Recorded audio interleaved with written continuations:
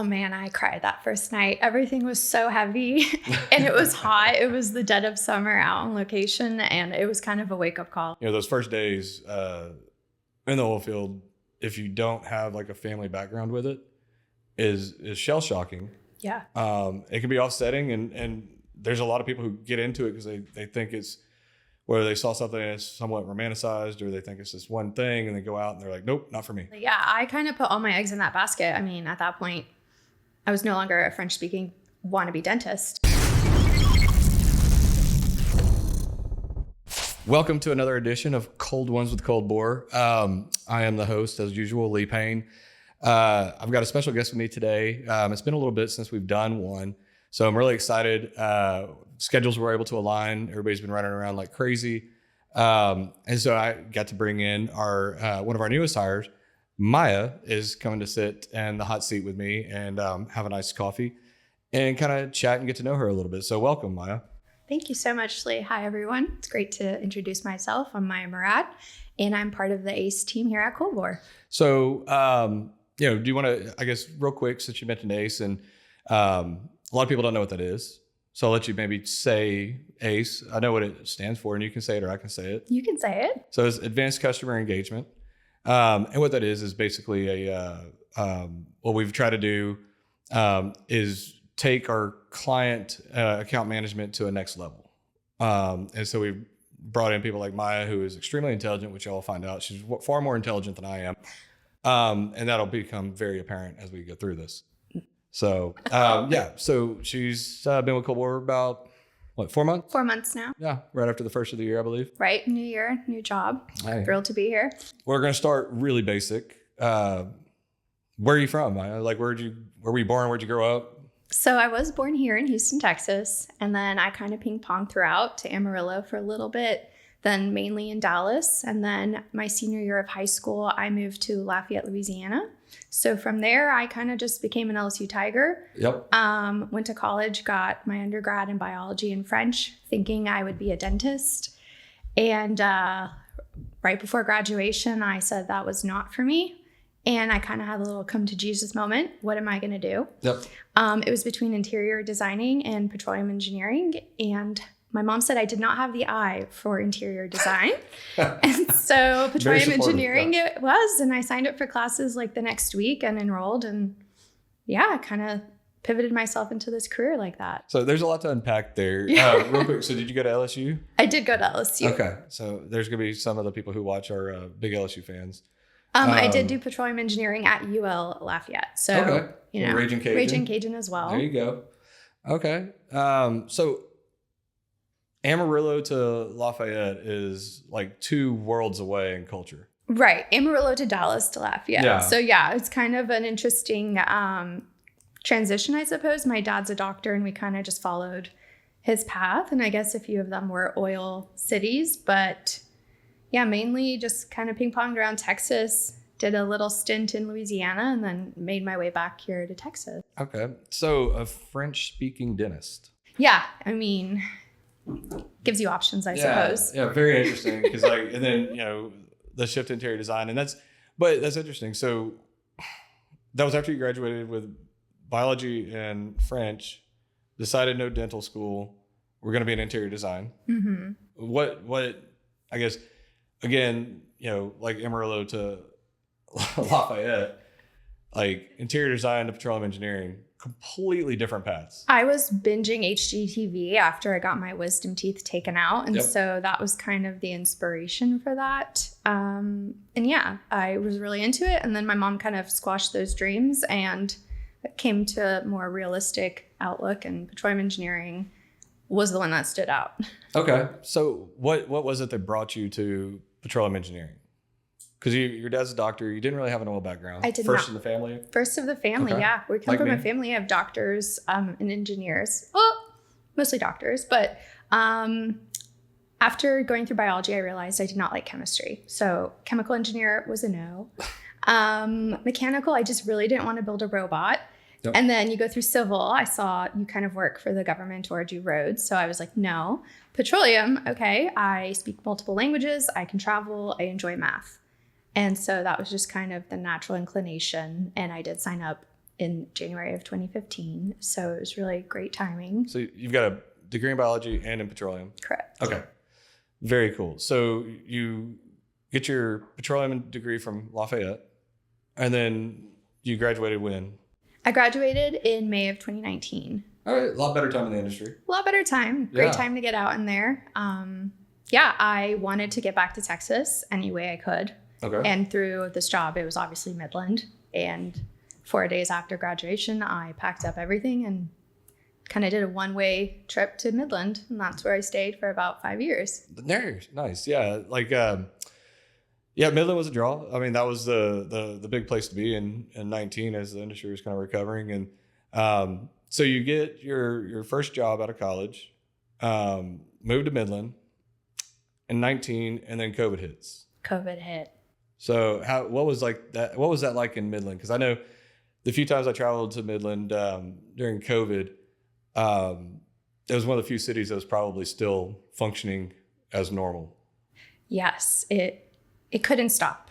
The show must go on, right? It just was a fewer amount of people, less oil field traffic. You could feel it in the roads. You know, I mean, a 40-minute drive from Midland to Odessa took about 20 minutes. So you could really feel it lighten, but it was still going on. It had to go on. So I imagine because you were on a technical, kind of a technical BD in your first role, right? It was kind of a jack of all trades. I like what I like to say was I wore many hats and one of them was a hard hat. So you kind of got your feet wet there, kind of the technology side on the coil, and chemical and coil. So you got your feet wet with the field. What was your first thoughts like putting on the hard hat, steel toes, going to the field? Oh man, I cried that first night. Everything was so heavy and it was hot. It was the dead of summer out on location and it was kind of a wake up call of this is what I'll be getting myself into. But I mean, I wouldn't change that experience for the world. I mean, it taught me who I am and built a lot of character and yeah. It's a great experience. And you know, I've talked to several people, I think maybe even on this podcast about like, you know, those first days in the oil field, if you don't have like a family background with it, is shell shocking. Yeah. And you really, because it's not, obviously we've been in it for a long time now, so you know there's a love and a draw to it. But for a lot of people who've never had that type of work environment, it can be offsetting, and there's a lot of people who get into it because they think it's whether they saw something that's somewhat romanticized or they think it's this one thing, and they go out and they're like, nope, not for me. And I had guys that engineers that worked for me in South Texas that, did it for 6 months and then they found something outside of oil and gas. The industry completely. Yeah. I kind of put all my eggs in that basket. I mean, at that point, I was no longer a French-speaking wannabe dentist. So I had to do it. So there was no quitting, Yeah, I never had the option to be a doctor. I mean, Dr. Payne just doesn't roll off the tongue very well. Couldn't be a dentist. Couldn't, no. Like, I'd have to change my last name. Sure. Who wants to go see Dr. Payne? Unless you're a Payne doctor, and those guys got in a lot of trouble. Right. So that was definitely not an avenue for me. How long did it take you to get acclimated? The first day, you burn the boat, so to speak, and you're just doing it. Right. I mean, a standard 2-week hitch kind of got me up to speed, but it was, a slow burn, learning the ins and outs, because once you get a hold of the chemicals, then you're learning about the technology. Once you get the technology, you get the hardware. I mean, it's multifaceted. Yep. So it kind of took a little bit, but once you kind of did it, it was copy and paste. Yeah. Yeah. Yeah. So with me, like I had the same experience a little bit. I had a job straight out of college. I was a commercial real estate appraiser, and then bored out of my mind. I was like, all right, I'm doing this oil and gas thing. I had some friends in it. Father-in-law, one of my dad's buddies was in it. But I was not near informed or ready for what the field entailed. And I worked with some fantastic guys that kind of, the best advice I ever gave was like, be good to your crew because I can make or break you. Right. And those guys really took me under the wing, like on day one. And, I got the normal oil and gas, like, initiations and I don't want to say hazing, but picking on. But I remember that first day, that I went out to the field. I think I was living in Corpus and it was an hour drive to Alice. We had to be there at the yard at like 3:45 or 3:30. So, leave Corpus at like 2:15. And I'm like, what am I doing? Yeah. And don't get home till like 10, 11 o'clock at night because you have to drive back from Cotulla. And I just remember sitting there going, holy crap, did I make a mistake? Yeah. And then I think it was the first or second morning we're in Alice, and I'm riding in the crew van, I'm sitting shotgun, and we made a store stop on the way out of Alice, and I look over and there's two guys like holding guns against each other in the gas station parking lot. And I was like, huh. And then it just kind of got better from there. I was like, it can't get worse. It can't get worse. You were at the bottom already. You just the cops pull up and they kind of like stash their guns and whatever, they got arrested. And I was like, okay, it's going to get better. It has to. And that first, like you said, 2-week hitch or whatever. After that, you're like, all right, this isn't as bad. Yeah. But that first day, you're not really prepared. You just don't know what's coming at you. My head was in the books for the last 5 years, right? So I understood that what you learn in class is not going to be what you experience out on location or in the field, to learn and absorb as much as you can. But man, it was, a bit daunting. Yep. But again, I mean, I wouldn't change that for the world. I have that experience, and it's kind of one of the things you can pat yourself on the back if you've made it out in your field years. I mean, it's one of the most valuable experiences. And that's what I found. Like, I don't, and I'm sure there'll somebody, if this gets posted on LinkedIn, will chime in and be like, oh, this industry is. I don't know that there's a tighter knit industry. It's small world, and it's so tight. Yep. I mean, you can rely on anyone. You can contact anyone you've met one time. I mean, I've met people that live all over the world that I'm, in regular contact with, that had I stayed in the commercial real estate aspect, I would never have a glimpse into this kind of different networking and different like people that I get to associate with. Absolutely. So, all right. So first job, you make it through the field. Make it through the field. Make it through COVID. Yes. Still in Midland. Still in Midland. And so then you shifted your career a little bit. Right. And you got on the tech side, right? Correct. Okay. What drew you to the tech side? Because we're going to talk a lot about that because obviously we're cold bore. Obviously. And we are a technology company. So I'm told. Yes. So what drew you to that, to want to have another shift from more of maybe an operational, more petroleum, I guess, facing role to I want to be a tech person? Well, first and foremost, it got me out of the field. So I put my years in, I got my boots, broken in. I got the hard hat dirty. I did all the things you're supposed to do, check those lists. And I was like, yeah, it's time. But also, I mean, I knew senior year of my degree, we did a senior design project. My instructor just kind of emphasized the need to understand technology. And I mean, we learned Petroleum, we learned a bunch of different software, well log analysis, petrophysics. And so it just stuck in the back of my head to always be able to understand what's new and out there and keep up with technology. And I just thought, I mean, I'm going to apply that into this industry as well. So, I mean, when an opportunity came to remove myself from the field, use my networking experience and just problem solve a little more, just, more customer facing, and then apply technology, it was just kind of a no brainer. Yep. And that was really, what year was that you made the move from? 2022. 22. Okay. And that was really, so I started in 20. And that's where, roughly around that time was when the technology and integration in oil and gas was really starting to take off. Right.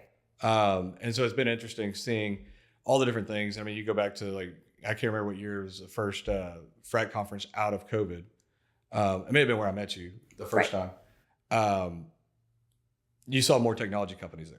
Yeah. And it's continuing to grow in that space. And you see more and more of that whenever you go to an event, there's a new tech company and all that, which is very interesting because the problem that my humble background has been on frac, but I always said years ago, you solved the problem with just horsepower and people.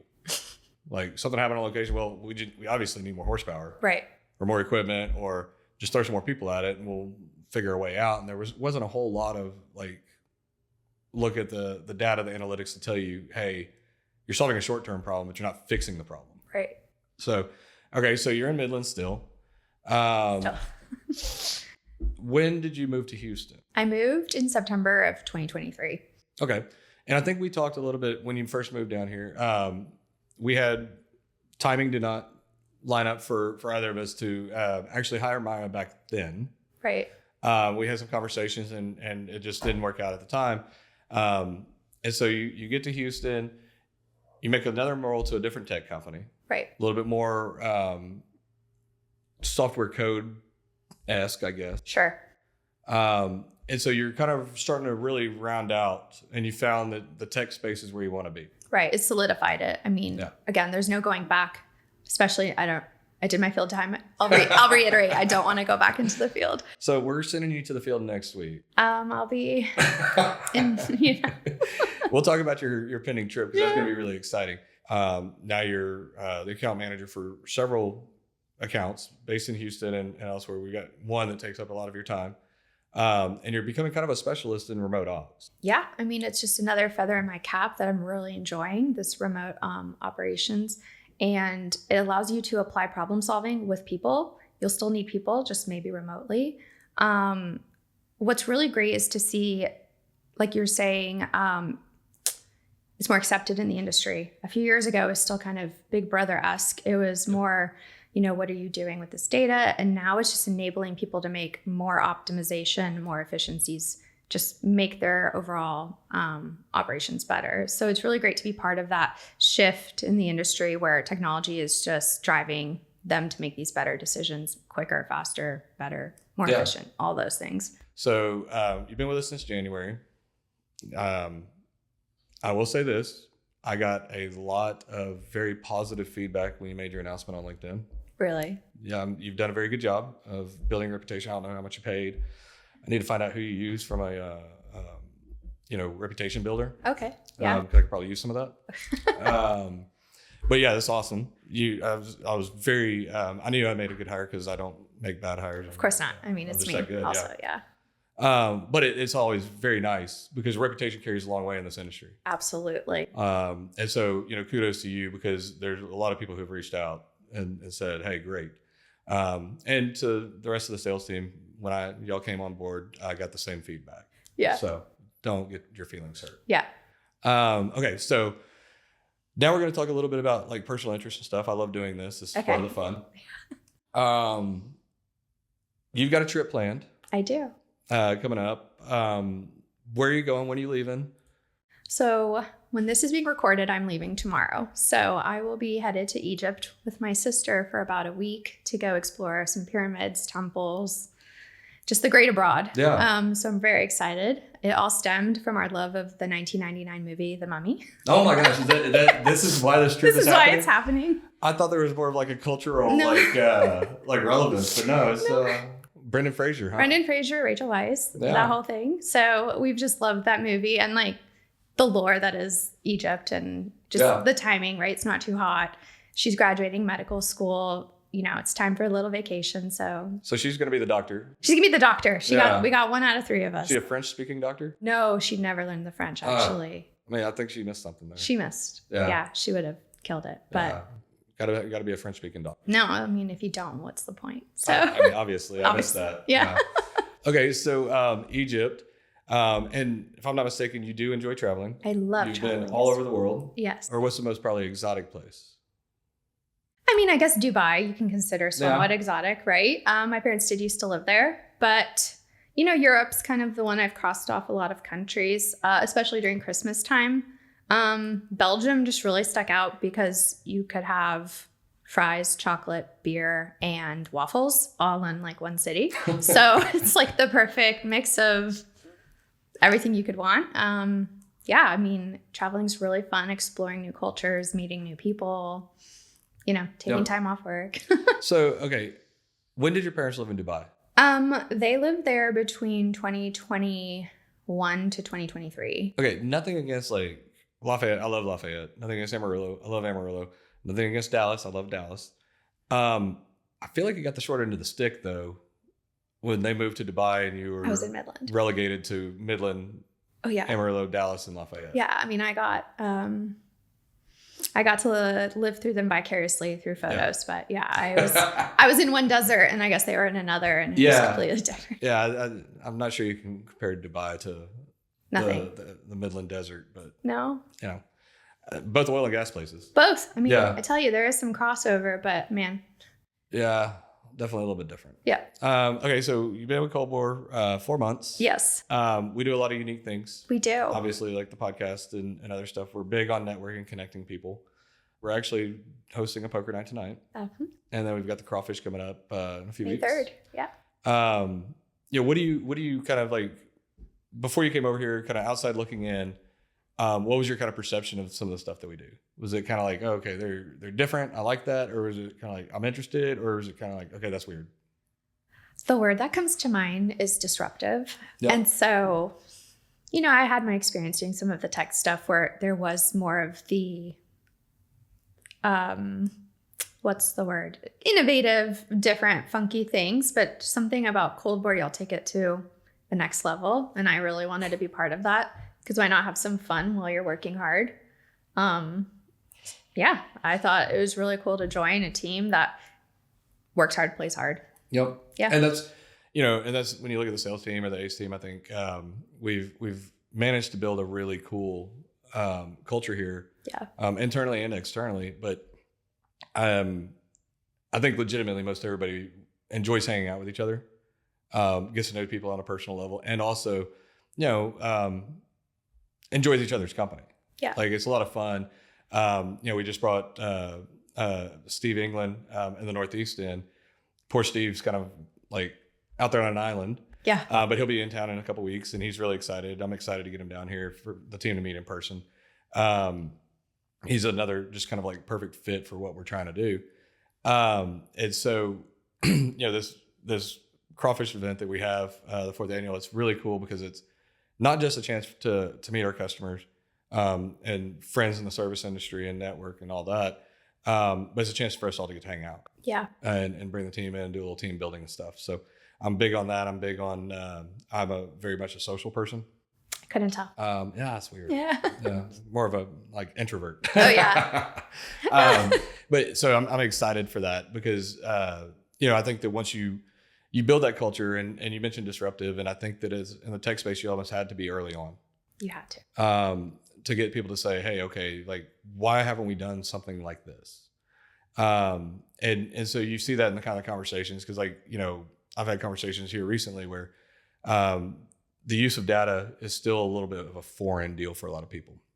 And I think that as a whole, the industry is still kind of maybe halfway up that adoption curve. Right. And that's some of the challenges we have, right? Just educating. And it's not just the existing customers we educate, but it's, as we look for new customers. Perspectives. Yeah. And because everybody's needs are starting to shift a little bit differently. And that's what's been very interesting with this kind of embracing of technology, because perception of the industry as a whole was we were far behind the look towards technology. Okay. And now it's like, you hear all the talk about automation, AI, like the remote ops, like everything that we're doing now is like, okay, we're all catching up. And there's been some like more, I guess, significant embracing on the tech on the drilling side throughout the years than there probably was on the completion side. Yeah. And production too. It's time for completions to catch up. Definitely time for completions to catch up. And I think part of that is just the way the operations were run, right? Like high pressure, high rate, horsepower people. Right. In your role, you get to work with a lot of our product team. I'm in those meetings sometimes, but they don't like me being in there because you're more techie than I am. Do you get kind of excited when you get to whiteboard something? It's absolutely so exciting when you have an idea and then you start piecing it together like a puzzle, and then, finally seeing it to come to fruition. So like, I've only been here again 4 months, but it's crazy to see, like, I had a thought, let's work it on a whiteboard. Yep. Let's see it. Let's get hands into it and think of what ifs. Well, if we did this, what's the outcome and ROI and all these things. So it's really cool to work with the different personnel in our company just to come see an idea come to fruition. The coolest thing about being on the tech side is when you're on the operations front, making change is sometimes difficult. Right. Because you have to go through like MOCs, you have to look at, what your SOP, standard operating procedure, looks like right now. You have to look at it from like a safety perspective. You have to look at it from, if we make this one change, is it going to impact this over here? And so like to make one single change in your operation could take months. Right. And you have to get all these multiple sign-offs and everybody has to look at it. Right. We've kind of sped that up a little bit with some of the technology integrations, But on the tech side, like you mentioned, like whiteboarding, it's like, boom, can we do this? I don't see why not. Let's figure it out. Let's figure it out. And then you have to put, how much time do you put people to work on that? But you can move really quickly. Yeah. And that was something I learned really early on. I was like, okay, I like this. Yeah. Because I am a bit of a nerd when it comes to a whiteboard session. Oh, there we go. Like, don't give me a whiteboard and a marker because I'm going to draw all kinds of stupid stuff. Like, I'm like kind of like Charlie from Always Sunny with the board and all the strings. I'm like, what if we did this? And poor Derek, our director of product, he's like sitting there probably looking at me going, God, this guy's an idiot. Yeah. But you know what? For the most part, they're like, yeah, I like that idea. And then they're like, behind the scenes, they're like, dude. It's called a fresh perspective. Take the coffee away from that guy. Yeah. And you got to go to Canada. I did. See our friends north of the border. Love. Despite the recent animosity between the two countries, we're still very good friends. We're a Canadian headquartered company. We're besties. Yeah. We set aside our differences to hang out with the guys up there. Yeah. I'll bust out the Canadian tuxedo maybe for if I go up there for Stampede. Yeah, we have rodeo. They have Stampede. It's the same thing, just with jeans, right? Yeah, same thing. So what do you think of going to Canada? Oh, I've loved it. I did both my internships actually up in Calgary, so it was just kind of like a little homecoming to go back and just meet the team. Obviously, everyone's hospitable. Say sorry all the time. You know, those Canadians are always too friendly. A little too much, yeah. So you got to go up there, and you were one of the first to do it. What we've done because of COVID. When I started, I went to Calgary for the first time last year. I'd been here 4 years and never got to go. Wow. Because of there was a lot of travel restrictions. It was very difficult. It wasn't necessarily like one of our top priorities for me to get to go up there. Right. Because like when I started, I met a couple people. Shane Castle, our COO, came in. We were going to do an extensive training. Okay. Go visit customers for like a week or 2 weeks. We had meetings all lined up. And then we got a phone call that they were about to shut the border down and he needed to get his butt across the border. And so I spent like 1 day with him. Oh my God. And I was hired on March 2nd and COVID decimated Houston. Right. And so I was just here by myself. So I didn't meet a ton of people in the company for like 4 years. Like there was like, all the ops coordinators like Dan, Marion, Nikolai. First time I met him in person was going to Calgary. Last year. Oh my gosh. But I felt like I knew them all. Well, there's the Zoom and the Teams Teams. And everything else. And I was like, this is so awkward. Yeah. Because I was like, hey dude, how are the kids? Like blah, blah, blah. You know them, but you've never met them, right? Yeah. Yeah. So it was interesting getting to go up to Calgary and actually meet the people in person. Right. And you got to go second, third week, something like that. 3 weeks, not even a month. So we're definitely much better about getting people up there to go visit and kind of get a lay of the land. And I think it helps. It does. From product understanding, because you got to sit with the product team, you got to sit with Alex, our CTO, you got to sit with Cooper on the software side. And did Blair take you to dinner? No, it didn't line up, but I mean, I did get some good FaceTime with Blair. Good. So yeah. Yeah. So that's like one of the things he always likes to do is try to take it to dinner, if time allows and the visit lines up and everything else. Because I was shocked. Now I've been to Calgary twice in a year, which is amazing. That's amazing. I'm never going. I was supposed to go to Stampede, and then a hurricane hit Houston. Oof. Okay. So didn't get to go. Okay. So I've missed that cultural experience. We need to get ingratiated. I know. Let's go in July. Right. I'm working on it. Okay. I'm team building. Trying to turn the dials and finagle a way for us to get the entire sales team up to Calgary for Stampede. Yeah. But yeah, so it's interesting because we're headquartered there, but we do a lot of work here. We've got the majority of the sales team is in Houston. Right. You got to meet Dana. You got to meet Julian. Right. Did they take you anywhere cool and fun? It was a lot of working. It was the week before a huge storm was going to hit. I'm sure they had to prepare. Good, yeah, because you were up there in January. I was there in January. Yeah. So yeah, I mean, it was kind of a hunker down. Got dark pretty early. I also was doing my night class, so I did have to tap out pretty early. Yep. In the day. Okay, so we've got Crawfish. What are you looking forward to Crawfish? Just meeting a lot of people I haven't seen before. I know we're co-hosting it with is it Social Octane? Social Octane. Social Octane. So, I mean, I saw them at Madison. the Gatsby parties kind of when I was talking with you before I came on full time. So it was great just to see, meet some people I haven't. Have some great crawfish. Again, like lived in Louisiana. I know what good crawfish is. So I'm pretty excited. So the interesting and surprising thing about you coming on this podcast that I have not informed you of. Okay. So the two most recent hires of the company, which would be you and Steve, right, are always tasked with cooking the crawfish. Oh. So, and you got a leg up. You lived in Lafayette. I just consumed. I mean, y'all are the chefs. Okay.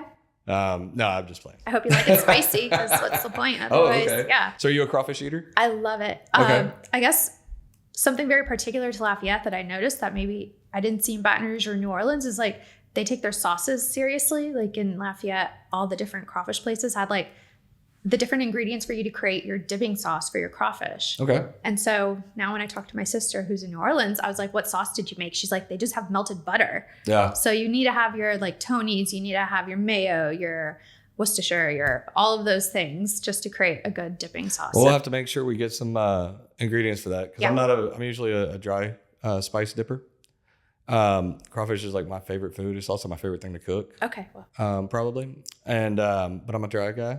Okay. But it's interesting because like you're right, like in that, what is it, like maybe 2 hours between Lafayette and New Orleans? Yeah, like 2.5 hours. Like something like that? Yeah.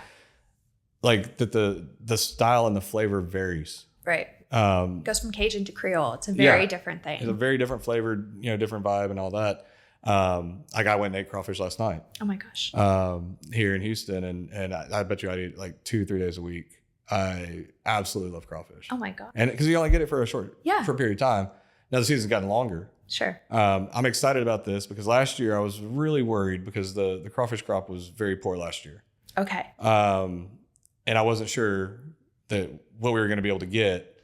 We had to freeze this year, didn't we? We had to freeze, and it postponed it. But if you're not a crawfish person, they actually have crop reports out of Louisiana on the crawfish fields. Okay, so he's paid attention. Kept a close eye on it. I follow one on Facebook, and they're like, "Oh, the freeze did not." It's like, so do you remember the movie Trading Places with Dan Aykroyd and Eddie Murphy? Yes.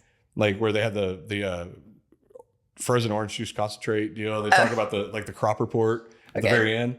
He's like, the freeze did not impact like the crop or whatever. And that's what everybody was waiting for on Facebook, for like the report to come out on, if it was going to be impacted. Right. Because everybody was paying like $10 a pound crawfish early in the season. And then it started coming down, and then the freeze happened. Everybody's like, oh no. What's going to happen? They were filming the crawfish fields, people walking across on ice. And I was like, dude, really? Because last year we almost had to pivot. I was scared because of not being able to get crawfish, or it being just so insanely expensive that it was going to be, prohibitive to get enough. And we were going to have to maybe do a shrimp boil. And I was like, that just doesn't have the same flavor. It doesn't. We're not in Maine. You know what I mean? No, it's not the same. I was like, can't do that. And so I'm excited. Like, this is my favorite event that we have. We talked about cold bore, being disruptive, or, we joke that we connect people on site, but we also connect people off. I'm a big proponent of networking. Whether it's with other service companies or customers or potential customers. I'm excited for this event. It's a great time. It's Kentucky Derby weekend, which is what I've landed on last year. It's not as fun from a marketing perspective, I don't think, because Daff and Milena and Mark and Madison had a fantastic time using AI to create Darth Vader eating crawfish last year, because it was on May 4th. It's May 3rd. It's May 3rd. We're missing. But it's Kentucky Derby, so they were able to put like crawfish on a horse. Last year was Darth Vader riding a horse, wearing a derby hat, eating crawfish. Yeah. So I'm pumped up. It'll be here before we know it. There's a lot of work and planning that goes into it. We're on the 4th annual, which is amazing. We've kind of got it a little bit down to a science as far as planning. Sure. I'll feel a lot better on Sunday when it's done. Yeah. Except for the cleanup. But yeah, so love doing the networking. I'm glad that you fit in right with it, and that you enjoy it as well, because that's a big part of kind of who we are as a company is the meeting people, like pushing our mission statement, pushing cold bore, and just having people familiar with it. Yeah. And so pretty pumped. We got a fun few weeks coming up. I'm excited. You'll get back from Egypt when? April 28th or so. And then just right before Crawfish. Yeah, because we'll have people coming in Wednesday of that week. Yeah. And Thursday of that week to start setting up. So yeah, I'm excited. We usually do either myself or maybe we'll make Mr. Ryan Bell grill steaks for everybody one night. Oh, like a little more team building. Yeah. Yeah, one night, maybe Thursday night or the night before Friday. Yeah. But yeah, so look forward to that. Welcome to the team. I know we should have done this several months ago, but schedules didn't align. Yeah. I'm glad it finally did. I'm happy for it too. So what are you looking forward to the most over the next year with Cold Bore? Just growing my network, problem solving, and getting to know more people and converting them to Cold Bore customers. And then 5 years with Cold Bore. Because you're not leaving. I'm not leaving. 2025 started, maybe new half-decade, new job. There you go. See. Yeah, you almost sounded like the Wolf of Wall Street guy. I'm not leaving. I'm half expecting you to stand up and rah. Yeah. No, I'm here to stay. Good. This is where I'm going to be. I'm going to get her to tell a real funny story as we exit this thing. In oil and gas, I just thought about this. There's a lot of quirks, superstitions. Oh, no. Different things, right? Yes. And some are well known and some of them aren't. Yes. I'm going to kind of set the table. I'm going to let you run with it. So Maya is awesome about taking kind of unique and different treats and stuff every once in a while to the customers when she goes in there, especially if they're running like a remote ops, because those guys are kind of stuck. Right. And it's always something fun, and they enjoy it. And I know for a fact they enjoy it because they brag about it all the time. Actually, they more hammer me for not bringing them cool and special things when I was going in there all the time. So now that the table's kind of set, superstitious, things that you've now learned not to do. Okay. What happened? Okay, so it was Pie Day, 3/14, March 14th. I love a theme, so I was like, let me go bring some pies. House of Pies has an assortment of mini ones, right? So, okay, some pecan, some peach, some pecan fudge, apple. And then I said, well, what's more American than cherry pie? Mm-hmm. Miniature, personal individual sizes. I go in, I bring it. Everyone's enjoying it until they get to the cherry pies and everyone starts to freak out. And it was then when I realized that cherry pies are very bad in the frac world. I was relinquished to the other side of the building, had to take them out as soon as possible. And from that, it was hard to recover from that. Cherry pies and bone-in fried chicken are just apparently big no's. I did not know the bone-in fried chicken, but the interesting thing is they screened out. They screened out as soon as I walked in. You could time it that at 10:38, I walked in, they were screening out. So they've forgiven you since? Well, the following Monday was St. Patrick's Day, so I said we have to have good luck. So I went all out. I double-checked if there's any good luck things. I brought rainbow things, gold things. I covered my bases, and I think we're good. Yeah. So, you more than made up for it. And they weren't malicious about it. They were just giving you a hard time. And I think you still catch some grief for it every once in a while. Every once in a while when that crew's on, yeah. Yeah. Well, Maya, I appreciate you coming on. Appreciate you doing this and humoring me while I put you on the spot for, an hour. Almost, I do love to yap, so anytime. Yeah, you're a yapper. Yeah. So we'll have to do this again. Like I said, we appreciate it. Hopefully more than myself looks at this. I'm sure if you're associated, we'll get more looks. Yeah. So I appreciate everybody kind of tuning in. This is something fun that we do. It's more the human side of things and less tech. So it's meant to be fun. If you have any suggestions or anybody that wants to be on to just kind of come in and hang out and chat, please reach out. And other than that, great. Thanks. Thanks so much, Lee.